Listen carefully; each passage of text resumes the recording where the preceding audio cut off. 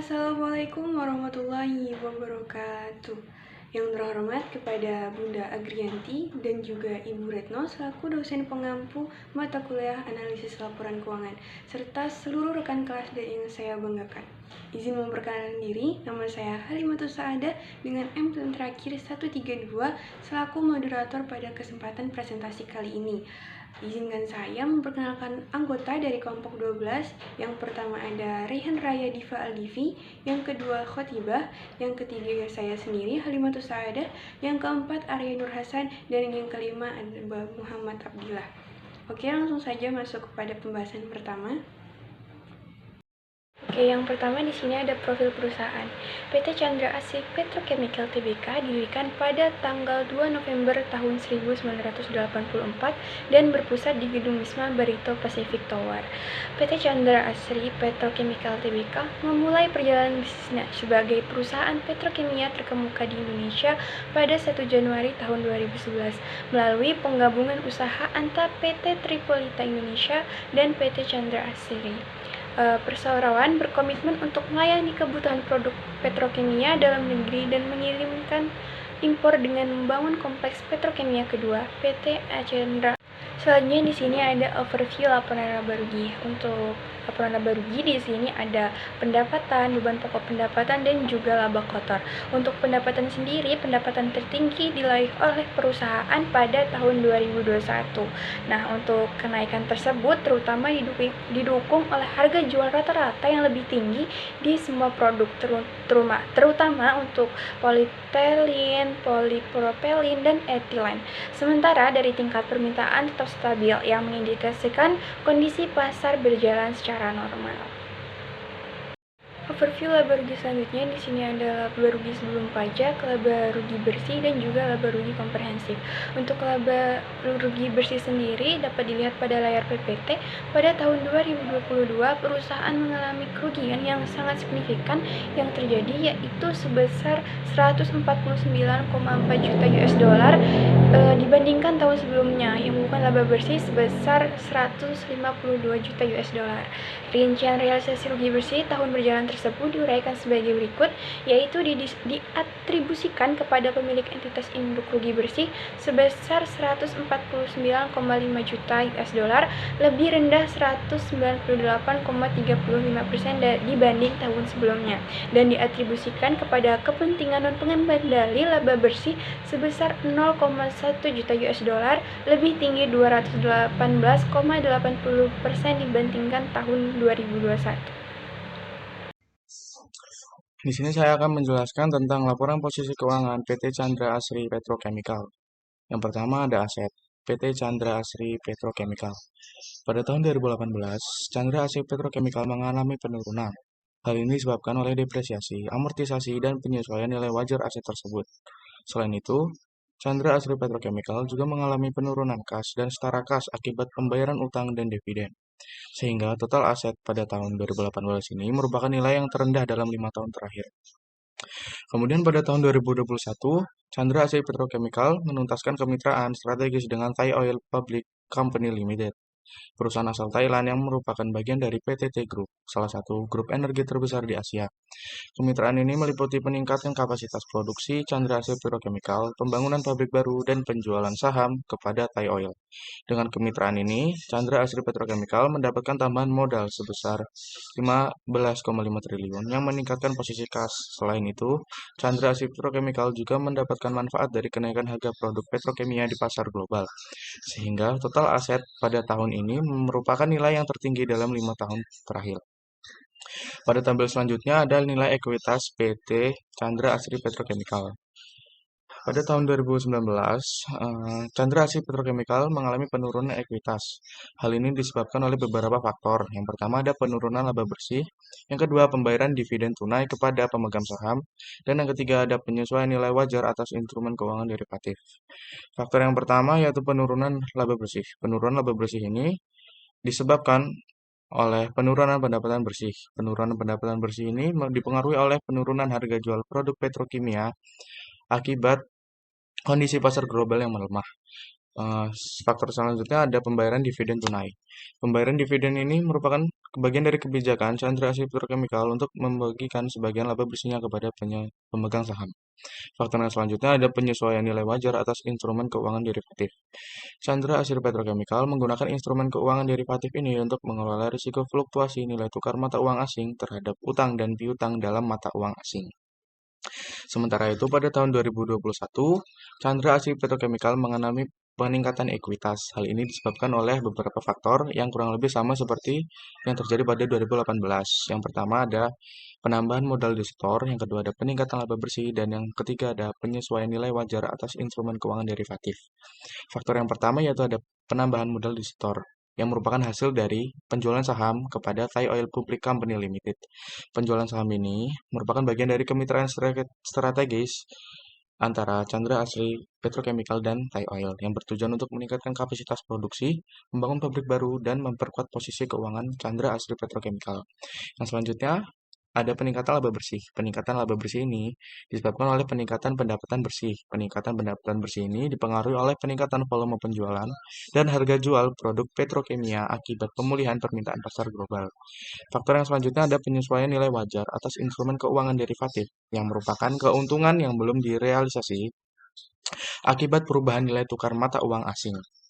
Yang selanjutnya ada liabilitas dari Chandra Asri Petrochemical pada tahun 2018 merupakan yang terendah dalam 5 tahun terakhir karena Chandra Asri Petrochemical berhasil menurunkan utangnya melalui pembayaran cicilan dan pelunasan sebagian pinjaman bank dan obligasi berkelanjutan.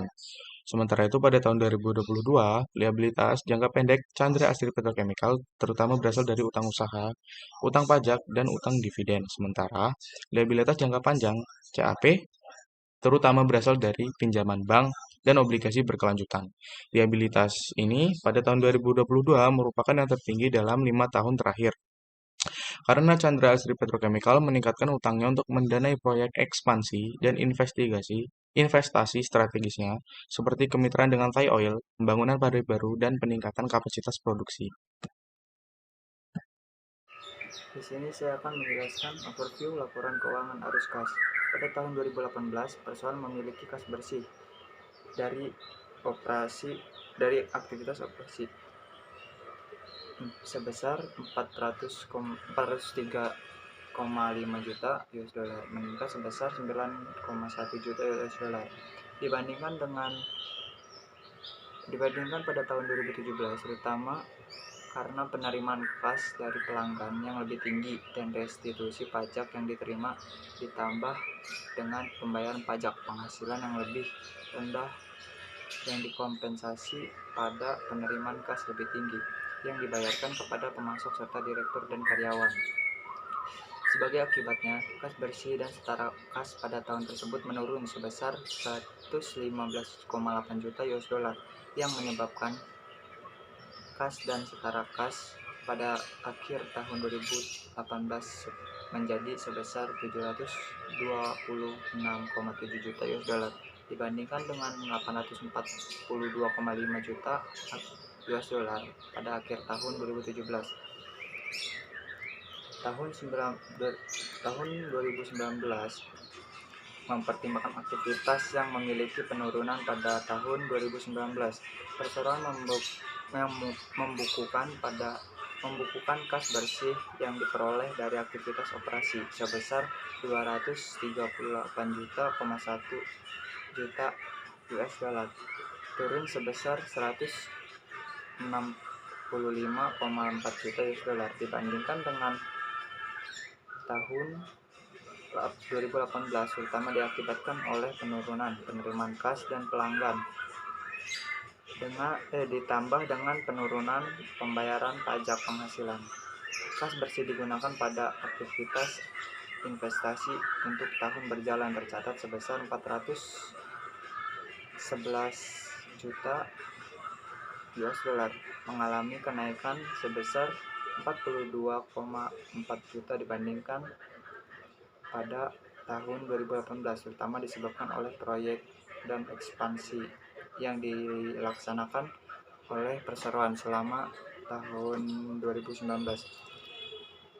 2020 mempertimbangkan aktivitas yang mengalami peningkatan pada tahun 2020. Perseroan membukukan kas bersih yang diperoleh aktivitas operasi sebesar 388,41 juta US dollar dibandingkan dengan 238,1 juta US dollar pada tahun 2019, terutama diakibatkan oleh penurunan pembayaran pada pemasok, direksi dan karyawan, serta pembayaran pajak penghasilan dan peningkatan pada penerima dari restitusi pajak, diimbangi dengan penurunan penerimaan kas dari pelanggan. 2021 kas bersih yang diperoleh perseroan ini dari aktivitas operasi berkurang sebesar 42,88% dibandingkan dengan tahun 2020, yaitu dari 388,42 juta menjadi 221,85 juta US dollar. Penurunan tersebut disebabkan adanya peningkatan pembayaran kepada pemasok yang sejalan dengan peningkatan produksi, pembayaran utang pajak yang lebih tinggi, dan penurunan penerimaan dari restitusi pajak. Dengan demikian, kas dan setara kas pada akhir tahun mencapai 1,579,13 juta US dollar, lebih tinggi dari posisi awal tahun yang sebesar 918 juta 9,2 juta US dollar. Kas dan setara kas bersih tumbuh 71,85%. 2022 kas bersih perseroan yang diproduksi oleh aktivitas operasi berkurang 212,42% dibandingkan tahun 2021, yaitu dari 222 juta menjadi 249,4 juta US dollar. Penyebab perubahannya adalah lebih tingginya pembayaran kepada pemasok, direksi, dan karyawan di tahun berjalan dibandingkan 2021.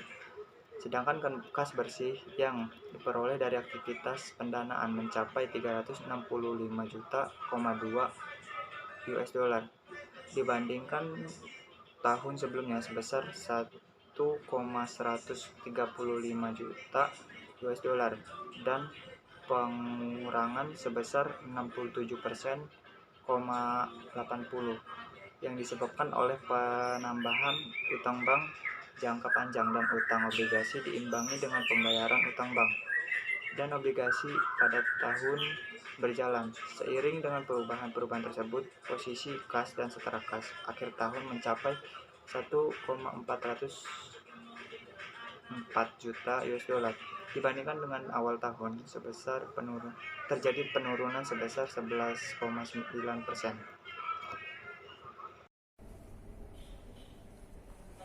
Perkenalkan, nama saya Arya Nur Hasan. Di sini saya akan membahas overview laporan perubahan ekuitas dari PT Chandra Asri Petrochemical. Jadi, dalam analisis ini, laporan perubahan ekuitas PT Chandra Asri Petrochemical pada tahun 2018 hingga tahun 2022, ekuitas perusahaan itu mengalami fluktuasi, tetapi tidak keseluruhan mengalami kenaikan yang signifikan. Menunjukkan pertumbuhan ekuitas sebesar 58,86% selama periode tersebut. Fluktuasi tersebut disebabkan oleh berbagai faktor seperti perubahan laba dalam investasi dan juga perubahan struktur modal perusahaan. Meskipun ada fluktuasi, perusahaan berhasil mencapai ekuitas positif setiap tahunnya yang merupakan tanda positif. Kemudian Overview laporan rasio keuangan. Rasio keuangan atau rasio finansial merupakan alat analisis keuangan perusahaan untuk menilai kinerja suatu perusahaan berdasarkan perbandingan data keuangan yang terdapat pada pos laporan keuangan, yaitu neraca, laporan laba rugi, laporan aliran kas. Rasio menggambarkan suatu hubungan atau perimbangan antara suatu jumlah tertentu dengan jumlah yang lain. Rasio likuiditas. Rasio likuiditas adalah jenis rasio yang digunakan untuk mengukur kemampuan suatu perusahaan dalam memenuhi kewajiban keuangan jangka pendeknya. Dapat dilihat rasio lancar perusahaan dari tahun ke tahun lebih dari 1. Artinya perusahaan cukup mampu untuk membayar utang lancarnya pada rasio lancar. Dan pada rasio kas pada tahun 2019, rasionya di bawah 1. Itu artinya perusahaan kurang mampu untuk memenuhi kewajiban jangka pendeknya. Rasio profitabilitas. Rasio profitabilitas mengukur kemampuan perusahaan untuk menghasilkan laba dari kegiatan operasionalnya. Berikut beberapa rasio profitabilitas yang kami gunakan, yaitu rasio laba kotor, gross profit margin, rasio laba bersih, net profit margin, pengembalian modal sendiri, return on equity, dan return on asset. Berikut overview rasio profitabilitas. Dan penjelasan rasio profitabilitas akan dijelaskan pada materi-materi selanjutnya. Rasio solvabilitas. Rasio solvabilitas mengukur kemampuan perusahaan untuk memenuhi kewajiban keuangan jangka panjangnya. Jika nilai rasio lebih dari 1, maka berarti solvabilitas perusahaan sedang berada dalam masalah.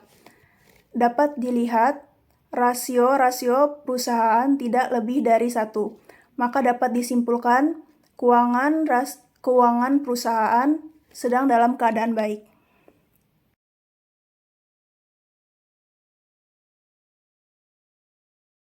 Selanjutnya ada pelaporan dan analisis laporan keuangan.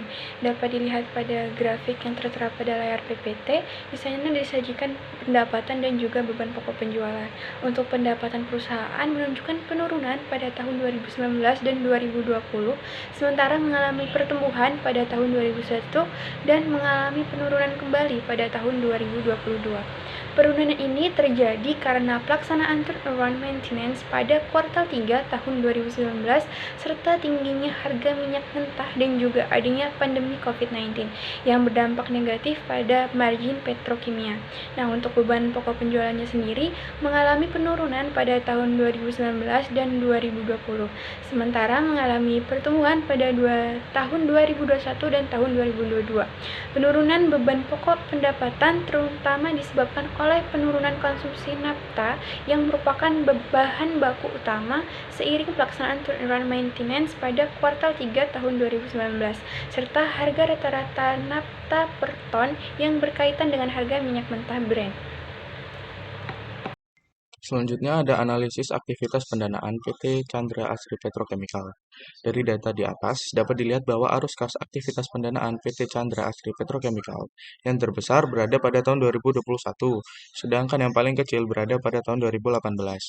Pada tahun 2021 ini, sebagian besar aktivitas pendanaan tersebut berasal dari penerimaan bersih, hasil emisi dari penawaran umum terbatas.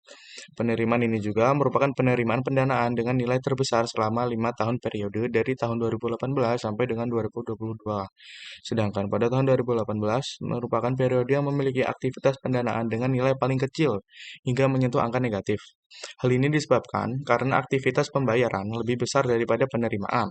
Salah satu aktivitas pembayaran yang memiliki nilai paling besar adalah pembayaran utang jangka panjang. Aktivitas pendanaan yang terjadi setiap tahun selama 5 tahun periode tersebut berasal dari penerimaan utang bank jangka pendek dan penerimaan utang obligasi. Perusahaan biasanya menggunakan utang bank jangka pendek untuk menutupi biaya operasional yang harus dibayar dalam jangka waktu yang lebih pendek, seperti gaji karyawan, listrik, pemeliharaan, dan yang lain-lain. Utang bank jangka pendek juga dapat digunakan untuk menyediakan modal kerja yang diperlukan untuk memenuhi kebutuhan operasional, seperti membeli bahan baku, persediaan, atau aset lancar lainnya. Sedangkan alasan kenapa perusahaan melakukan utang obligasi adalah karena perusahaan biasanya menggunakan utang obligasi tersebut untuk membiayai investasi jangka panjang yang membutuhkan pembiayaan jangka panjang, seperti membeli properti, mesin, atau proyek besar. Utang obligasi juga dapat digunakan untuk meningkatkan leverage atau rasio utang terhadap modal sendiri, yang dapat meningkatkan tingkat pengembalian modal sendiri. Jadi, perusahaan melakukan utang bank jangka pendek dan utang obligasi karena mereka memiliki kebutuhan dan tujuan yang berbeda. Utang bank jangka pendek lebih cocok untuk membiayai kebutuhan operasional jangka pendek, sedangkan utang obligasi lebih cocok untuk membiayai investasi jangka panjang. Kemudian di sini saya akan membahas juga mengenai analisis aktivitas operasi. Jadi analisis aktivitas operasi pada perusahaan Chandra ini terbagi dalam beberapa pos pengeluaran, yaitu pos-pos operasi pengeluaran diantaranya ini penerimaan kas dari pelanggan, kemudian pengeluaran kas pembayaran direksi, karyawan, dan pemasok, kemudian kas yang dihasilkan dari pemasok, kemudian pembayaran atas tagihan pajak, kemudian penerimaan dari restitusi pajak, dan pembayaran pajak penghasilan. Nah, akun di atas merupakan pos-pos pengeluaran rutin dari aktivitas operasi di PT Chandra Asri Petrochemical selama tahun 2018 hingga tahun 2022. Nah, dalam analisis aktivitas operasi PT Chandra Asri Petrochemical selama periode tersebut mengungkapkan fluktuasi yang signifikan dalam arus kas operasi. Setelah mengalami tahun dengan arus kas negatif tahun 2019, perusahaan berhasil mengembalikan tren menjadi pertumbuhan yang signifikan di tahun 2020. Namun pada tahun-tahun berikutnya, kinerja operasi perusahaan mengalami fluktuasi yang dapat dipengaruhi oleh berbagai faktor seperti perubahan dalam penerimaan pengeluaran pajak.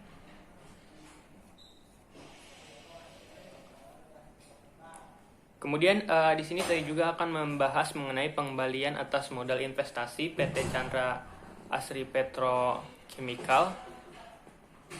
Jadi investasi adalah modal hal yang sangat penting dalam sebuah perusahaan. Untuk mengukur efektivitas investasi tersebut, kita dapat menggunakan metrik seperti tingkat pengembalian atas investasi atau return on investment. Tingkat pengembalian atas investasi modal adalah rasio yang mengukur seberapa efektif perusahaan dalam menghasilkan keuntungan dari modal yang diinvestasikan. Nah, tingkat ROI PT Chandra Asri Petrochemical mengalami fluktuasi yang signifikan selama periode tahun 2018 hingga tahun 2022, di mana tingkat ROI tertinggi itu dicapai pada tahun 2021. Sementara tahun 2020 juga mencatat peningkatan yang positif, namun tahun 2019 menghadapi penurunan yang signifikan.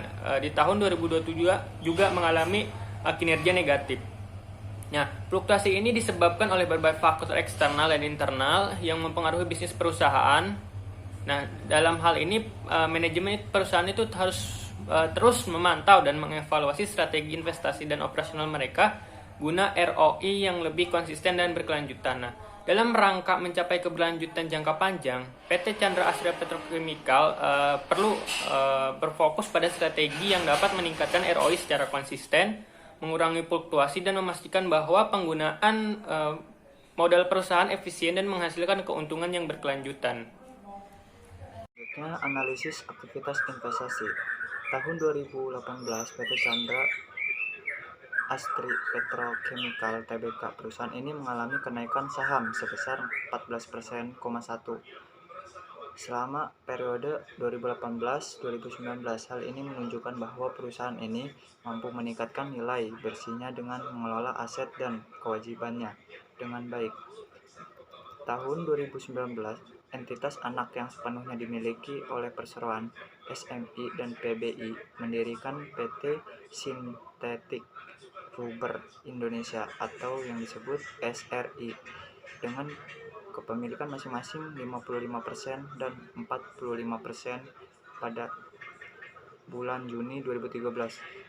Michelin membeli 55% kepemilikan SMI atas SRI. Pada 2014, PBI melakukan investasi tambahan senilai 8,1 juta US$ untuk saham baru yang diterbitkan SRI.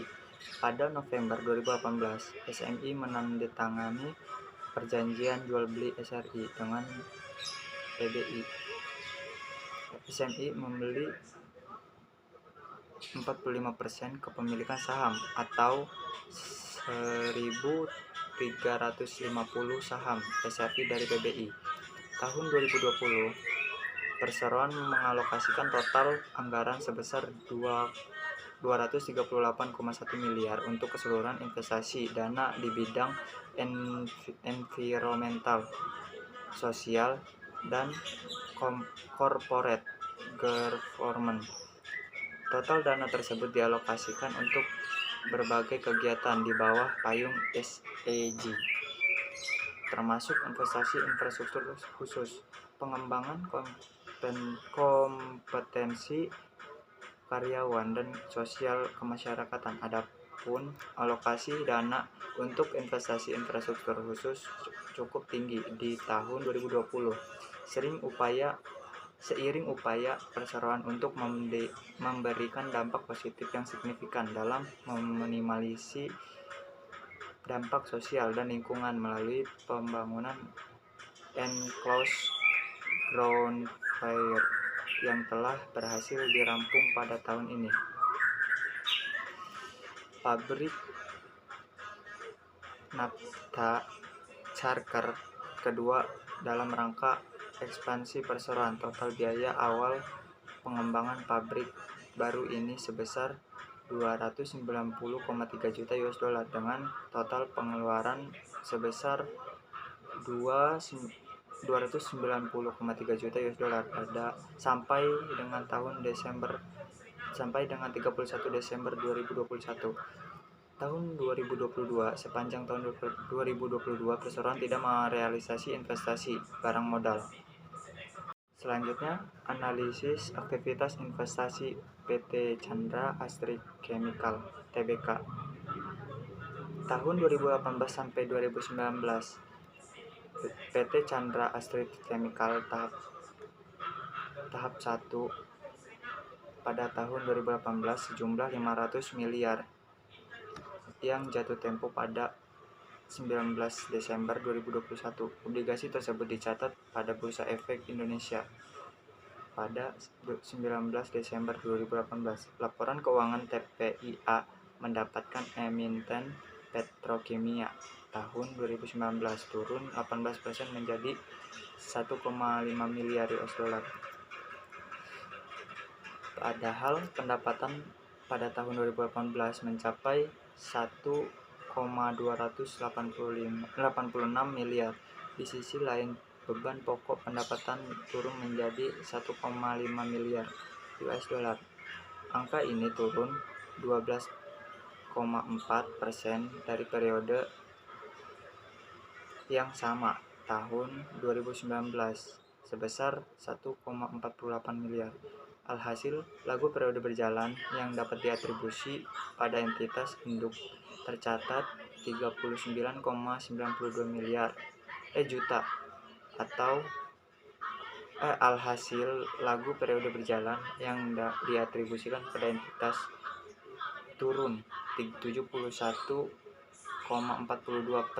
dibandingkan laba tahun 2018 sebesar 115,21 juta. Per 31 Juni 2019, jumlah aset TPIA naik 0,6% menjadi 3,193 miliar. Tahun 2020 sampai 2021. Tahun 2020 sejumlah 1 triliun US dollar 1 triliun setara dengan 68,325 ribu US dollar yang terdiri dari seri A sejumlah 528,8 miliar setara dengan 36,130 ribu US dollar yang jatuh tempo pada 26 Agustus 2023. Seri B sejumlah 357,7 miliar setara dengan 24,40 ribu US dollar yang jatuh tempo pada 26 Agustus 2025. Seri C sejumlah 113,5 miliar setara dengan 7.755 ribu miliar US dollar yang jatuh tempo pada 26 Agustus 2027. Tahun 2021 sejumlah 1 triliun yang terdiri atas seri A sejumlah 50 miliar rupiah yang jatuh tempo pada 15 April 2024 seri B sejumlah 587,95 miliar yang jatuh tempo pada 15 April 2026 dan seri C sejumlah 362,5 miliar. Aplikasi tersebut dicatat pada Bursa Efek Indonesia pada 15 April 2021. Selanjutnya, tahun 2022 sejumlah 2 triliun yang terdiri atas seri A sejumlah 1,426,4 miliar yang jatuh tempo pada 9 Agustus 2027, seri B sejumlah 347 miliar yang jatuh tempo pada 9 Agustus 2029, seri C sejumlah 226,55 miliar yang jatuh tempo pada 9 Agustus 2023. Sekian dari presentasi dari saya. Assalamualaikum warahmatullahi wabarakatuh. Analisis kredit. Analisis kredit berfokus pada analisis likuiditas. Likuiditas merupakan analisis yang dilakukan terkait dengan kemampuan perusahaan untuk memenuhi kewajiban keuangan jangka pendeknya. Dalam analisis ini, diperlukan beberapa analisis rasio, seperti rasio lancar, rasio kas. Rasio lancar PT pada tahun 2018 senilai 1,1. Artinya, 1,1 rupiah aset lancar yang tersedia untuk memenuhi setiap 1 rupiah kewajiban jatuh tempo saat ini. Dan begitu juga tahun-tahun seterusnya. Pada rasio ini terlihat rasio lebih dari 1. Artinya, perusahaan mampu memenuhi kewajiban keuangan jangka pendeknya. Rasio kas. Rasio kas adalah rasio yang mencerminkan posisi kas dan setara kas perusahaan untuk menutupi kewajiban lancar atau utang jangka pendek.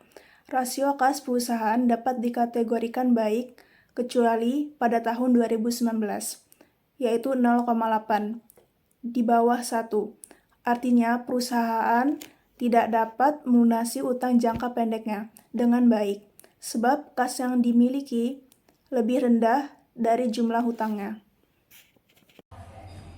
Kemudian di sini saya akan membahas mengenai analisis profitabilitas PT Chandra Asri Petrochemical. Jadi GPM adalah efisiensi perusahaan dalam menghasilkan keuntungan dari penjualan bersih setelah dikurangi biaya produksi. Selain itu, GPM merupakan fluktuasi. Selama periode ini, GPM mengalami fluktuasi. Pada tahun 2018, GPM cukup tinggi, menunjukkan efisiensi yang dalam produksi. Namun pada tahun 2019 dan tahun 2020, GPM itu mengalami penurunan yang signifikan, yang mungkin disebabkan oleh peningkatan biaya produksi dan penurunan penjualan. Perbaikan dalam efisiensi produksi, namun pada tahun 2022, GPM itu menjadi sangat negatif, minus 0,5%, yang mengindikasikan bahwa biaya produksi itu melebihi pendapatan bersih dan perusahaan mengalami kerugian dalam produksinya. Kemudian ada net profit margin atau NPM. Jadi NPM mengukur seberapa efektif perusahaan dalam menghasilkan laba bersih dari total pendapatan. Pada tahun 2018, NPM sebesar 7,2%, menunjukkan bahwa perusahaan itu berhasil menunjukkan laba sebesar 7,2% dari total pendapatan.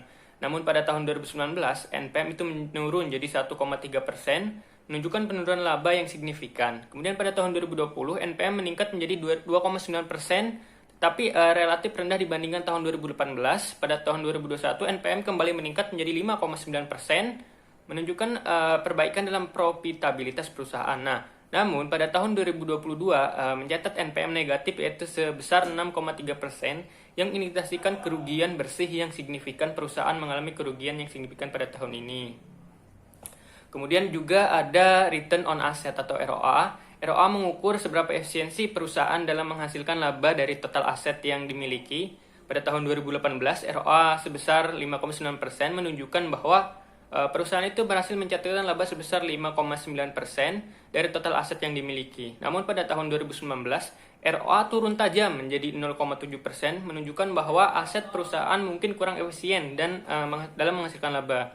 Pada tahun 2020, ROA meningkat menjadi 1,5%, tetapi masih relatif rendah dibandingkan tahun 2018. Pada tahun 2021, ROA meningkat lagi menjadi 3%, menunjukkan perbaikan penggunaan aset perusahaan. Namun lagi dan lagi tahun 2022, ROA mencatat minus 3,0, mengindikasikan kerugian terkait dengan aset perusahaan.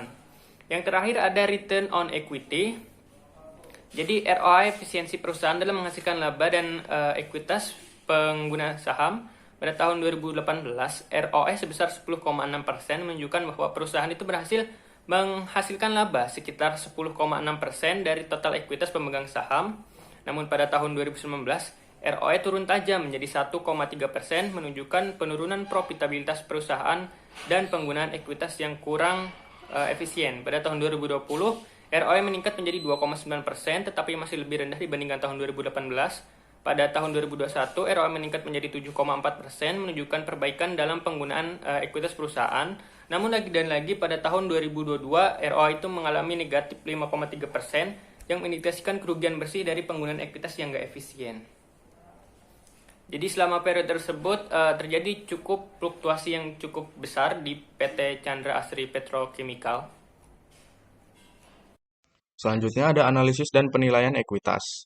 Berdasarkan laporan keuangan PT Chandra Asri Petrochemical, kami telah menghitung beberapa rasio dan indikator keuangan utama untuk periode 2018 hingga 2022. Hasilnya ditunjukkan pada tabel yang terdapat pada slide berikut. Tabel tersebut menunjukkan bahwa PT Chandra Asri Petrochemical memiliki pertumbuhan yang stabil dengan laba per saham atau EPS, return on equity, dividend yield, book value per saham, dan free cash flow per saham dari 2018 hingga 2021 yang menunjukkan kinerja keuangan dan profitabilitas yang kuat. Namun pada tahun 2022, PT Chandra Asri Petrochemical mengalami rugi bersih yang mengakibatkan EPS, ROE, PE ratio, dan free cash flow per saham negatif. Alasan utama kerugian tersebut adalah penurunan volume penjualan dan harga jual akibat dampak pandemi COVID-19 dan perlambatan ekonomi global terhadap industri petrokimia. PT Chandra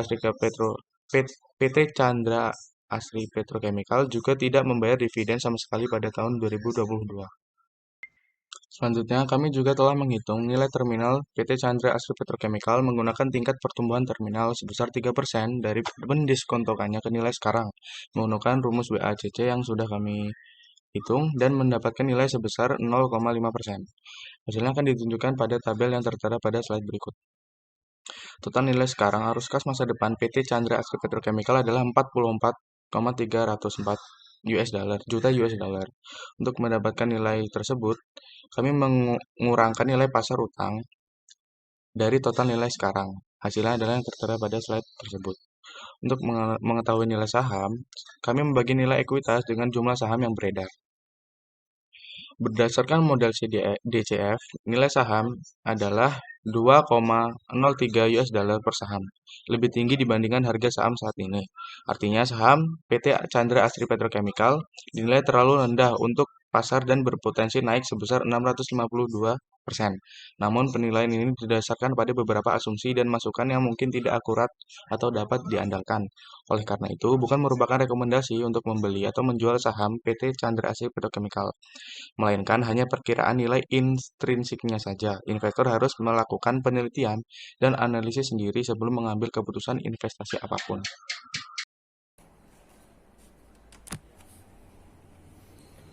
Kemudian di sini kami akan mencoba membandingkan kinerja keuangan dari PT Chandra Asri Petrochemical dengan perusahaan PT Lotte Chemical Titan. Kenapa kami memilih pembandingnya yaitu PT Lotte Chemical Titan, di mana PT Lotte ini merupakan salah satu perusahaan kimia terbesar dan juga merupakan salah satu saingan dari PT Chandra Asri Petrochemical.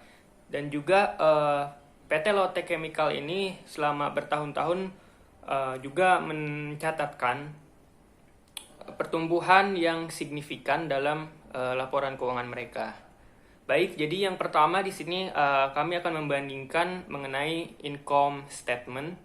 Jadi dari data PT Chandra Asri itu memiliki pendapatan yang lebih tinggi 2,38 miliar US dollar berbanding dengan 473,88 juta US dollar. Tetapi itu mengalami penurunan pendapatan tahunan yang lebih besar, yakni minus 7,59% berbanding 14,99%. Kemudian biaya operasional. PT Astra Chandra itu memang lebih tinggi, yaitu sebesar 105,27 juta dolar berbanding 12,7 juta dolar dan mengalami peningkatan tahunan sebesar 15,8% berbanding 15,20%. Kemudian PT Chandra Asri itu memiliki pendapatan bersih negatif sebesar minus 149,54 juta US dollar berbanding dengan positif 2,89 juta US dollar. Dan ini juga merupakan penurunan yang besar dalam pendapatan bertahunan, di mana menurun sebesar minus 198,39% berbanding dengan minus 69,72% dari tahun sebelumnya. Kemudian ada margin laba bersih. Jadi PT Chandra Asri juga negatif minus 6,27 berbanding dengan 0,61 dan mengalami penurunan yang lebih besar tahunan sebesar minus 206,45% berbanding dengan minus 73,71%. Kemudian ada ESP atau earning per share. Jadi PT Chandra Asri itu negatif minus 31,41 juta US dollar dan mengalami penurunan yang lebih besar tahunan, yakni minus 217,02%. Kemudian juga ada EBITDA. Jadi PT Astra Chandra itu juga mengalami negatif, di mana menurun minus sebesar minus 20 juta US dollar berbanding dengan positif 7,26 juta US dollar dan mengalami penurunan yang lebih besar tahunan, yakni sebesar minus 105,87 berbanding dengan minus 63,29%. Tingkat pajak efektif juga PT Chandra Astra itu memiliki yang lebih tinggi sebesar 15,83 berbanding dengan 7,98%. Nah, berdasarkan data income statement tersebut, meskipun PT Lotte Titan itu memiliki skala yang lebih kecil, namun nampaknya memiliki kinerja keuangan yang lebih stabil dibandingkan dengan PT Astra Chandra dalam beberapa aspek. Nah, PT Lotte Chemical Titan mencatatkan pendapatan bersih sebesar 2,89 juta US dollar dan margin bersih positif sebesar 0,61. Sementara PT Astra Chandra itu mendapatkan pendapatan bersih sebesar minus 149,54 juta US dollar dan margin bersih negatif sebesar minus 6,27. Selain itu, PT Lotte Chemical itu berhasil meningkatkan pendapatan sebesar 14,99% dan mengurangi biaya operasionalnya sebesar 15,20% dari tahun sebelumnya. Di sisi lain, PT Chandra Asri mengalami penurunan pendapatan sebesar 7,59% dan peningkatan biaya operasional sebesar 15,08% dari tahun sebelumnya. Kemudian kita akan membandingkan balance sheet kedua perusahaan. Jadi di sini sudah dirangkum, di mana yang pertama kas dan investasi jangka pendek. Jadi PT Chandra Asri Petrochemical memiliki jumlah kas dan investasi jangka panjang yang jauh lebih besar dibandingkan dengan PT Lotte Chemical Titan. Namun PT Lotte Chemical Titan itu menunjukkan pertumbuhan positif dalam kategori ini. Sementara PT Chandra Asri Petrochemical itu menunjukkan penurunan. Kemudian dari total aset, PT Chandra Asri Petrochemical juga memiliki aset yang lebih besar, tapi lagi-lagi PT Lotte Chemical Titan menunjukkan pertumbuhan positif, sementara PT Chandra Asri Petrochemical menunjukkan penurunan.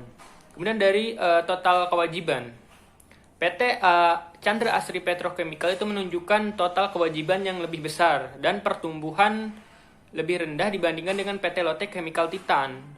Pengembalian atas aset atau ROA dan pengembalian atas modal ROC, PT Lotte Chemical Titan itu memiliki ROA dan ROC yang lebih tinggi, yang berarti mereka itu lebih efisien dalam menghasilkan keuntungan dari aset modal mereka. Nah, secara keseluruhan PT Lotte Chemical Titan itu nampaknya menunjukkan pertumbuhan dan efisiensi yang lebih baik. Sementara PT Chandra Asri Petrochemical itu memiliki skala yang lebih besar saja. Kemudian yang terakhir dari cash flow. Di sini sudah terbagi dalam beberapa pos, di mana yang pertama pendapatan neto. PT Lotte Chemical Titan memiliki pendapatan neto yang positif atau 2,89 juta US dollar, sementara PT Chandra Asri Petrochemical itu mengalami kerugian sebesar 149,54 juta US dollar. Namun keduanya menunjukkan penurunan dari tahun sebelumnya. Kemudian dari kas operasional, PT Lotte Titan juga memiliki kas positif dari operasional sebesar 4,776 juta US dollar, sementara PT Chandra Asri Petrochemical itu memiliki kas negatif sebesar minus 249,40 juta US dollar. Nah, keduanya juga mengalami penurunan dan dari tahun sebelumnya. Kemudian kas dari investasi, kedua perusahaan itu memiliki menunjukkan kas negatif dari investasi, tetapi PT Lotte Chemical itu memiliki jumlah yang lebih rendah, itu minus 13,59 juta US dollar berbanding dengan 290,99 juta US dollar. Kemudian kas dari pendapatan. Nah, PT Chandra Asri Petrochemical itu memiliki kas positif dari pendanaan yang lebih tinggi sebesar 365,24 juta US dollar berbanding dengan 1,65 juta, tetapi pertumbuhannya negatif. Kemudian dari pertumbuhan neto dalam kas. Kedua perusahaan menunjukkan perubahan neto kas dalam yang negatif, tetapi PT Lotte Chemical Titan itu memiliki jumlah yang lebih rendah sebesar minus 7,19 juta US dollar berbanding 175,16 juta US dollar. Yang terakhir dari arus kas bebas, jadi PT Lotte Chemical Titan memiliki arus kas bebas positif sebesar 8,67 juta US dollar, sementara PT Chandra Asri Petrochemical memiliki arus bebas yang negatif sebesar minus 374,63 juta US dollar. Jadi secara keseluruhan PT Lotte Chemical Titan itu memiliki kinerja keuangan yang lebih stabil, sementara PT Chandra Asri Petrochemical mengalami beberapa tantangan. Jadi dari perbandingan tersebut dapat diketahui bahwa dalam segi operasional, dalam segi kinerja keuangan, PT Lotte Chemical Titan itu secara di atas kertas menjadi lebih baik dibanding dengan PT Chandra Asri Petrochemical. Demikian perbandingan yang dapat saya sampaikan. Baik, terima kasih. Selanjutnya akan dijelaskan oleh rekan saya.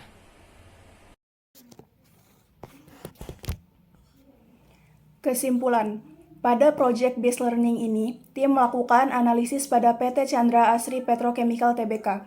Kinerja perusahaan dapat dinilai menggunakan rasio keuangan, serta beberapa analisis aktivitas bisnis perusahaan. Tim menggunakan beberapa analisis rasio keuangan, seperti rasio likuiditas, rasio profitabilitas, dan lain sebagainya. Selain itu, tim juga melakukan beberapa analisis aktivitas bisnis perusahaan, seperti aktivitas pendanaan, aktivitas investasi, aktivitas operasi, analisis pengembalian atas investasi modal, analisis prospektif, serta analisis kredit, dan lain sebagainya. Assalamualaikum warahmatullahi wabarakatuh.